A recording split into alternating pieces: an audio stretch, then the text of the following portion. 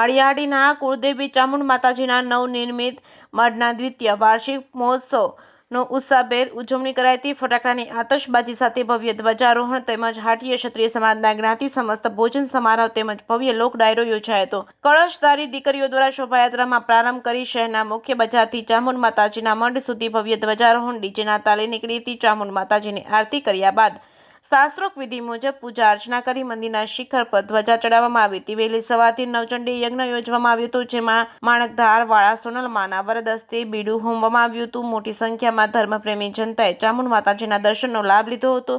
હાટીય ક્ષત્રિય સમૂહ લગ્ન ગ્રાઉન્ડ ખાતે સવારે ડાયરામાં નામાંકિત કલાકારો દ્વારા પોતાની આગવી શૈલીમાં પોતાની કલા રજૂ કરી હતી। આ પ્રસંગે દાતાશ્રીઓએ ઉદાર હાથે ભેટ આપી હતી। મોટી સંખ્યામાં હાટીય ક્ષત્રિય સમાજના લોકોએ સમૂહ પ્રસાદી લીધી હતી। જે કેસની ગુજરાતી સાથે પ્રતાપ સિસોદિયા, માળિયાહાટીના। અલીકભાઈ નાથુભાઈ સિસોદિયા, માળિયા ચામુંડામાના મઢે આ દ્વિતીય વાર્ષિક પાટોત્સવ હતો। નવચંડી યજ્ઞ, ધ્વજારોહણ અને માણકાધારેથી સોનલમાઈ આવી અને બીડું અમેલ છે અને સમસ્ત જ્ઞાતિ ભોજન રાખેલ છે।